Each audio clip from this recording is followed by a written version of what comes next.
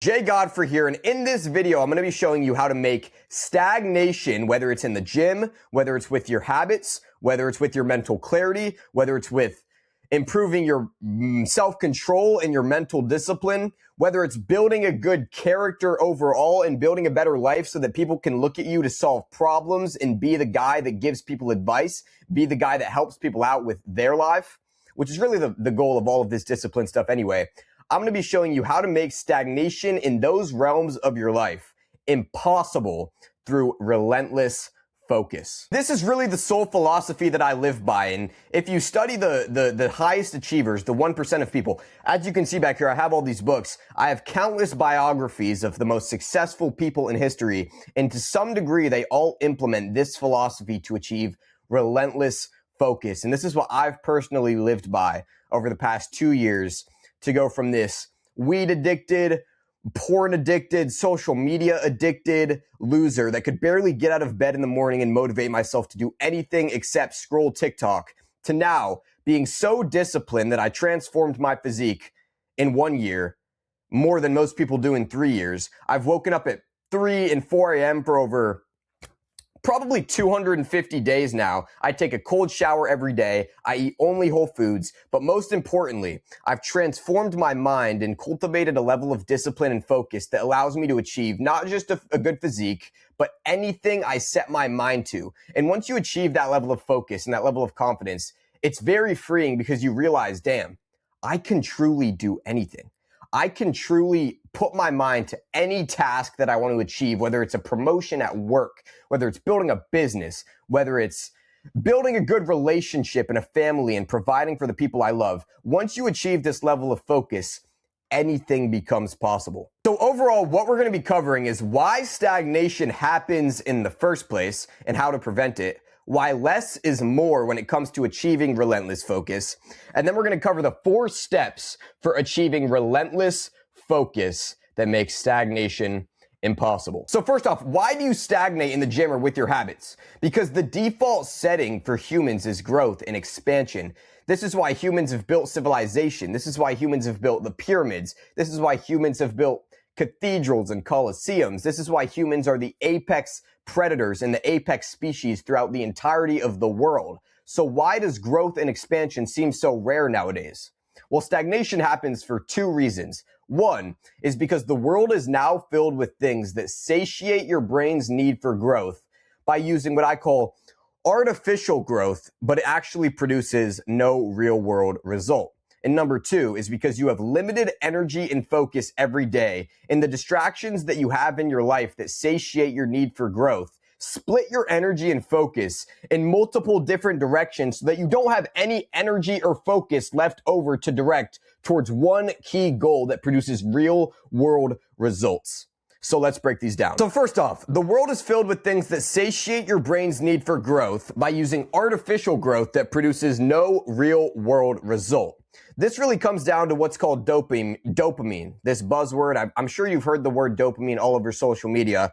But contrary to what many people will tell you, dopamine isn't actually the chemical for happiness and pleasure and feeling good.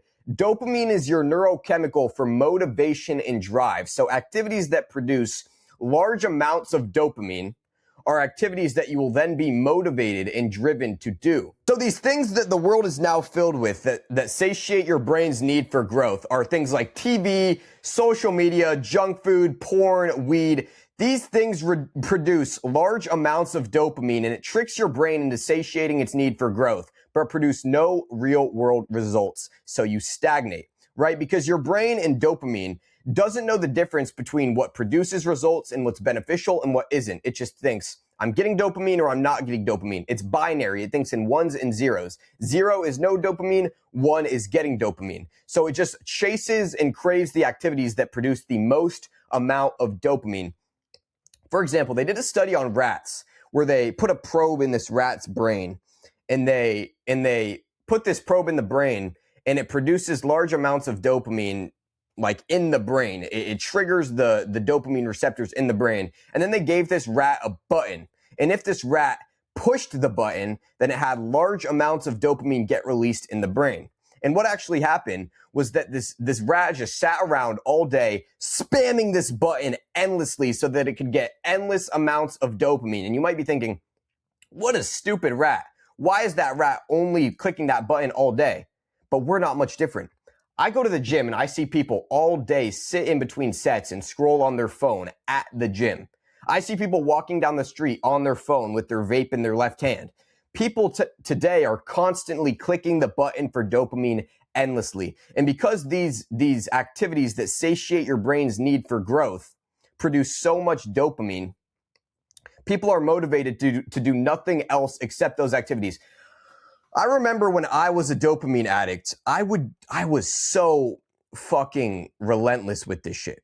I was a complete reckless imbecile. I remember at one point, I was so addicted to dopamine that when I would take a shower, I would bring my weed pen and my vape with me in the shower while having my AirPods in, scrolling on my phone in the shower, hitting my vape pen and my weed pen. That is the definition of dopamine addiction, and it is what ruins your life. And growth is so rare nowadays. Focus is so rare because the world is constantly filled with these things that produce artificial growth, but no real world result. So if you think back to when we didn't have these distractions, like when the cavemen didn't stagnate because they got their dopamine from things like hunting and building shelter and reproducing. These things did produce real world results, so they didn't stagnate. They needed dopamine the same as we do. They just got their dopamine from things that actually produced real world results. So that's why the people in the old days didn't stagnate. That's why the Egyptians built pyramids. That's why Benjamin Franklin invented multiple things and became an insane entrepreneur and was insanely disciplined. That's why the founding fathers built America. But nowadays, we have all of these distractions that satiate your brain's need for dopamine but produce no results. So people just get addicted to these distractions, but their life gets worse and worse. And anything that releases a ton of dopamine for a little bit of effort, like the things that we constantly have in the world today, like social media and weed, these things will eventually destroy you. The second reason why you stagnate is because you have limited energy and focus. These distractions that I mentioned split your energy and focus in multiple different directions so that you don't have enough energy left over to direct towards one singular goal. Your brain and body have a limited amount of energy and focus they can exert each day. So think of it like a bar. The more of this energy that you use from this bar, the less you have to expend towards important tasks. And by sitting and constantly scrolling social media, constantly smoking weed, this depletes your brain's energy so that you don't have enough energy to focus towards one thing. And by indulging in these distractions, you allocate a small amount of energy towards a lot of different things and thus produce no results in anything. Look at this diagram right here. This is all the energy that you exert in all different directions. And this little bit of energy doesn't produce any results in any of the things that you're putting it towards. And then if you look over here, this is the same amount of energy as this, but it's just all pointed in one singular direction. So if you can allocate all of the energy you have and pull it and focus it in one direction, like water going through a dam to power a city, that is when you unlock next level focus and make more progress in the gym in 1 year than other people do in 3 years. So progress is made by allocating a lot of this energy toward a small amount of key things. So this begs the question, how do you actually make stagnation impossible and gain this relentless focus and determination? Well, because of the two reasons we just mentioned, it comes down to a matter of subtraction as opposed to addition. So most people spend their time looking for a bunch of hacks and methods to make progress in the gym and with their habits, when really they don't need to add anything new. They need to subtract their distractions. So I used to scour the internet and scour YouTube for these hacks like red light saunas and these hacks like Pomodoro techniques and trying to find the perfect workout routine and the perfect meal plan and trying to figure out whether I should do seated hamstring curls versus lying hamstring curls, when really none of this mattered because I had too much distraction in my life. But once I eliminated these things from my life that produced artificial growth and that were sapping all of my energy, I naturally reverted to my default setting of focused growth that made progress automatic. Because like I said, the cavemen didn't wake up in the morning and have to decide whether or not they were gonna reproduce. They didn't have to decide whether or not they were gonna find food for their family. Why? It's because they're naturally inclined towards growth and expansion. We nowadays just find it so hard to grow and expand and focus on things because our need for growth is satiated by these artificial distractions. So with that said, we're going to be getting into the 4 steps that unlock focus and make progress inevitable and stagnation impossible. So step 1 is that you have to identify the constraints in your life. Analyze your life. Think, what are you doing too much of that you know you should stop doing, whether it's scrolling too much social media, whether it's watching too much TV, whether it's going out with your friends to party and drink too much on the weekends. Write down the 3 biggest distractions that consume your dopamine and your energy, and be honest. Don't compromise to keep something in. For me, it was porn and social media, to be honest. Those were the hardest things for me to quit. I'd quit weed. I'd started eating a bit healthier, but what I couldn't shake and what I kept trying to compromise in my brain to keep in and make reasons for why I didn't need to eliminate these distractions was social media and porn. Those were the things that I kept hanging on to, trying to keep in my life, but those were the things that were keeping me stagnant. So be honest with yourself and write the things down that are holding you back. And then what you're going to do is use the following strategies in the next steps to remove those constraints. Step 2, and one of the most important steps, is to curate your environment. You want to first curate your environment to be non-conducive to these distractions. So for example, I said I was very addicted to social media and TV and corn. So what I had to do to really bite the bullet and make like a solid, concrete step into the new identity that I wanted to have was I had to delete social media. I had a TV in my room just over there. I had to remove the TV from my wall, literally take the TV out of my wall and take it out of my room. I had to make it as inconvenient as possible for me to perform these bad habits. And by doing that, it made it so much harder to perform them and thus made it less likely for me to give into these distractions. So whether it's eating junk food or scrolling social media, delete the social media, remove the junk food from your house, and you wouldn't believe how much curating your environment is conducive to you performing good habits and not performing bad habits. I mean, think about it. If you want to get willpower, for example, but you're surrounded by things that sap your willpower, like social media and porn and junk food, all of these things are going to make it impossible for you to actually gain willpower. No matter how much you try to think your way into willpower and say, I'm willpower, I have willpower, I'm disciplined, it's not going to work. Whereas there's a guy in Africa right now taking his daily 5-mile walk to get water from a well so that he can give his family and himself hydration. He didn't consciously choose to go out of his way and become disciplined and gain willpower, but I'm sure he's very mentally tough simply because his environment was conducive to the behaviors that made him mentally tough. That is why your environment trumps your willpower. In any scenario where you remove these distractions from your environment will automatically make it so much more likely that you don't give into these bad habits. And secondly, you have to curate your environment to be conducive to your good habits, not just non-conducive to your bad habits. So set out your gym clothes the night before. Put your creatine in your water bottle on the counter where it's easily accessible. Put healthy food in your fridge and in your pantry so that it becomes obvious, so that it becomes as convenient as possible for you to perform these good habits. Number 3 is that you have to monitor your social circle. I know how hard this can be, but for me, when I look back when I was trying to quit weed, the only time that I would smoke weed is when I would go out with my friends on a Friday night and we'd go on a walk through the woods. And no matter how much I told myself I wasn't going to smoke weed, I always ended up smoking weed when I was with this certain group of people in this certain environment at this certain time of day. Unfortunately, I had to bite the bullet and realize that hanging out with these people always led to me giving into my bad habits. So think about when you perform your bad habits and who you're with, what environment you're in.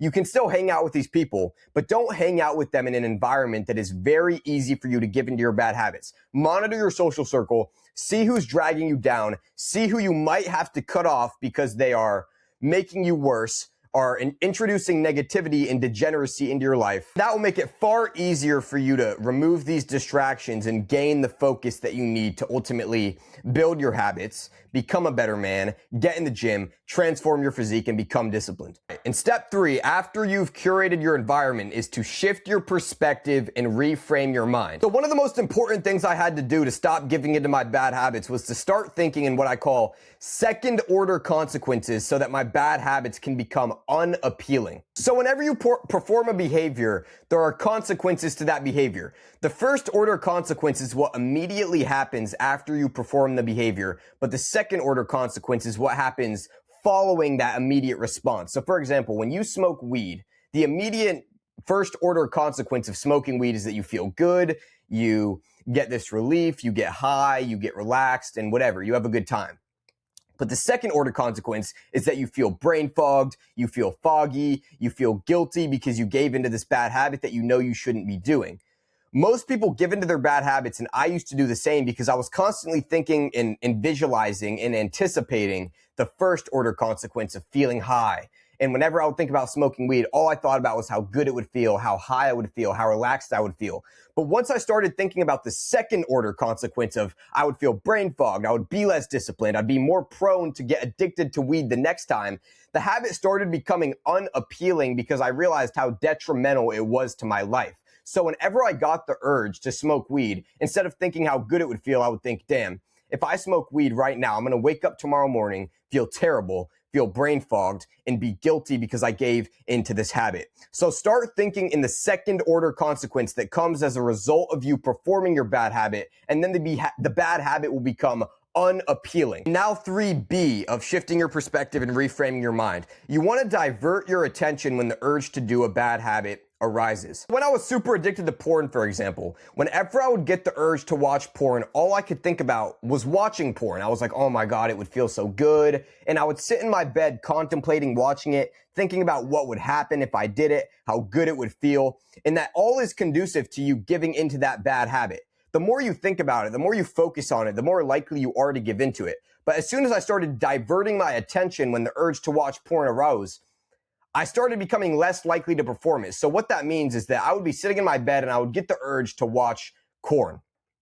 But instead of sitting there thinking about it and placing my attention on watching porn, I would immediately use that as a cue to divert my attention. So I'd get up and I'd listen to a song that would get me in a good mood. Or I'd sit up and I'd go downstairs, change my environment, and do 50 push-ups. All this diverts your attention so that you get less immersed and sucked in to the urge of performing the bad habit. So as soon as the urge to do the bad habit arises, if you can divert your attention and immediately do something else, focus on something else, soon enough after 20 or 30 minutes, the urge will just be gone and you'll have overcame that urge, and you will be one step closer to completely quitting it and removing that distraction from your life. And now 3C of shifting your perspective and reframing your mind is to implement strong reasons that are worth fighting for. Friedrich Nietzsche, one of the greatest philosophers of all time, a very popular philosopher, has a quote that says, "He who has a strong enough why can bear almost any how," which basically means if you have a strong enough reason to do something, you can overcome any trial, any tribulation, any adversity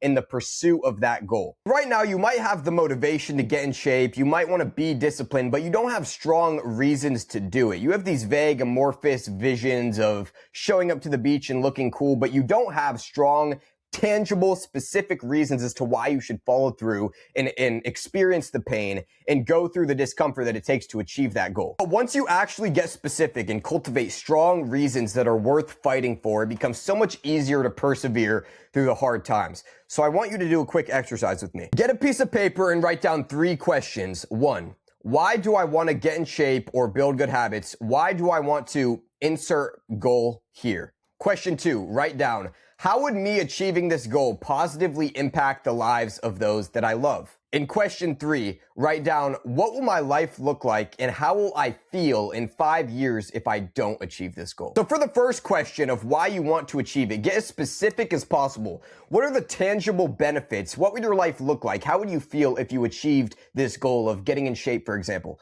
Number 2, how would this positively impact the lives of those I love?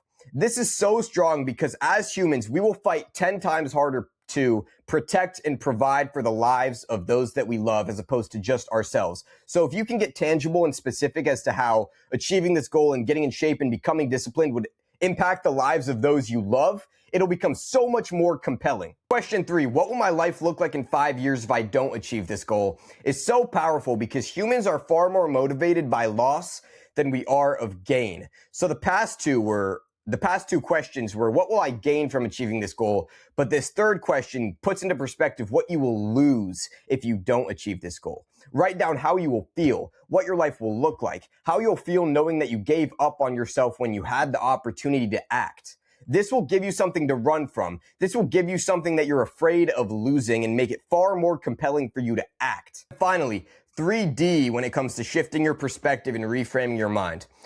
We don't sacrifice anything in vain. You need to look at your bad habits for what they really are and how destructive they are, because then it won't feel like a sacrifice. Let me tell you a story. I knew a guy that quit weed. He was very addicted to weed. He smoked every day. He was high every day, but he quit because he had some health issues. It was messing with his heart. But what happened after he quit was for the next few months, he was constantly talking about, man, I miss weed. When I smoked weed, that summer was like the best time of my life. It was so fun. I felt so good all the time. And he was talking about how much he missed smoking weed. So what do you think he did?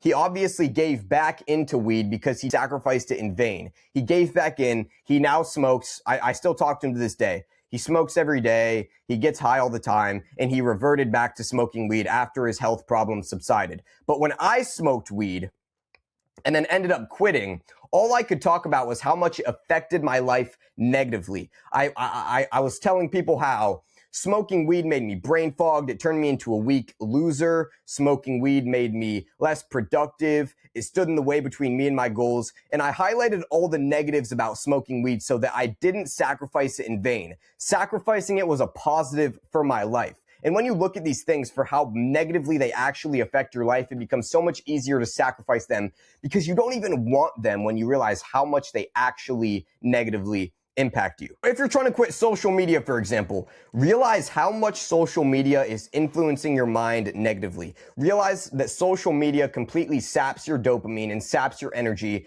and implants negativity and envy straight into your brain so that you become a more angry person, you have a shorter temper, you're less productive, you can provide worse for your family. And if you highlight all these negatives around social media, it won't even feel like a sacrifice when you get rid of it because it's stolen so much from you. All right, now on to step 4. You want to remove indecisiveness from your life to make progress frictionless.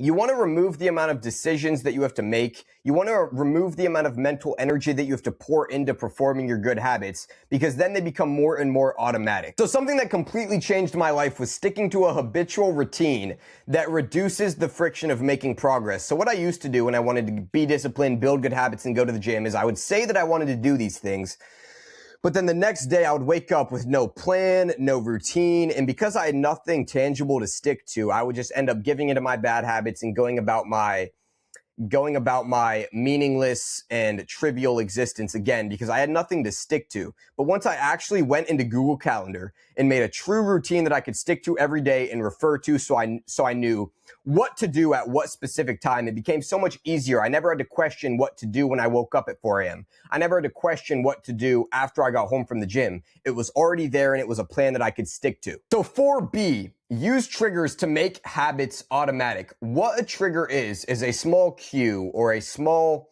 little behavior that you perform or something small in your environment that you can do before a good habit that gets you in the mood to do the good habit. So over here you see this random picture. You're probably wondering why there's a picture of pre-workout on the screen. The reason that there's this picture of pre-workout on the screen is because this pre-workout is a very distinctly flavored trigger.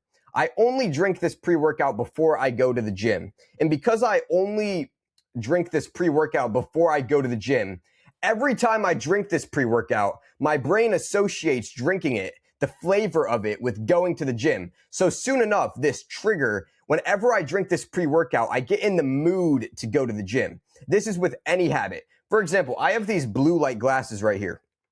These things are orange. They make the entire world completely orange. They completely change my environment to this orange color. It's a very distinct hue. And I only wear these blue light glasses before I sit down to do work. So my brain starts associating this orange visual with doing work, so that every time I put these glasses on, no matter how little I wanted to work beforehand, no matter how demotivated I was, whenever I see that orange color in my vision, my brain associates it with working and I get in the mood to work. That is the power of using triggers. So whether it's tying your shoes in a certain way or drinking a certain drink like I do before the gym, tie a small behavior that you can perform before a good habit that gets you in the mood to do the good habit, because then you'll never have to proceed with the habit feeling demotivated, because whenever you perform this trigger, you'll be automatically motivated to do it because your brain associates this small behavior with the overall habit. And then 4C is choosing your priorities. So you have to find a few small things to pour all of your energy and focus into so that you don't get confused, so that you don't have to decide what to focus on, so that you can wake up and immediately know what task you're attacking. So if your main priority is becoming as disciplined as possible and having relentless focus in whatever you do, then every decision that you make is filtered through this priority of becoming as disciplined as possible, so that whenever a decision comes, you can think, does this make me more disciplined or less disciplined? And then it becomes so much easier to achieve that goal because you're filtering every action that you take through a certain goal. So don't have all these different priorities of building relationships, building a business, getting in shape, smoking weed, having fun. And it's too scattered. You need to find one or two priorities that you can filter every decision you make through so that it becomes automatic for you to achieve those goals. And then 4D, and this is a bit more specific to getting in the gym, but it's just to meal prep. Whenever I wanted to eat healthier and get in the gym and get shredded like I am now, I knew I had to eat healthier, but it was hard to because I would wake up and there was something new in the fridge. There were all these different foods distracting me. And I would always end up just giving into my urges and like eating bad food because I had nothing pre-made. But simply by setting time aside on Sunday, meal prepping so that I had meals for every day of the week, post-workout, pre-workout, and it was all there and ready for me to consume. It removed the friction between me wanting to eat healthy and actually eating healthy. So this is a small and specific thing, but it improves your ability to become jacked and shredded by leaps and bounds. And now, number 5, and most importantly, is that you have to actually implement these things. So if you watch this and you do nothing with it, it'll have just been another distraction that saps your energy and your dopamine. It's only useful if you use it. You'll never have less responsibility and more energy than you do in this period of your life. So you need to either act now or accept that nothing will ever change, because if you can't do it when you have this little responsibility and this much energy, it will never get easier. So act now or accept that nothing will ever change. And I can assure you that if you implement what is in this video consistently, you'll make progress in the gym and with your mind faster than you ever thought possible. This is how I was able to make more progress in the gym in 1 year than most people do in 3 years. This is how I was able to go from smoking weed, addicted to porn, addicted to TikTok, to waking up at 4 a.m. and taking a cold shower every day in a short amount of time. And I know because I stalled for months, pushing those things off because I thought the road was too long to get disciplined, to get jacked. And I would tell myself that I'd act eventually, but I would never hold that promise. But then I implemented the things that I discussed in this video, and I arrived at my destination sooner than I ever imagined. And my only regret was that I didn't start sooner. So it won't be easy, but nothing worth doing is easy. Anything that is valuable is hard to get, which is why it is valuable. So you should act now so that in 1 year, you can look back with honor, you can look back with pride and not guilt.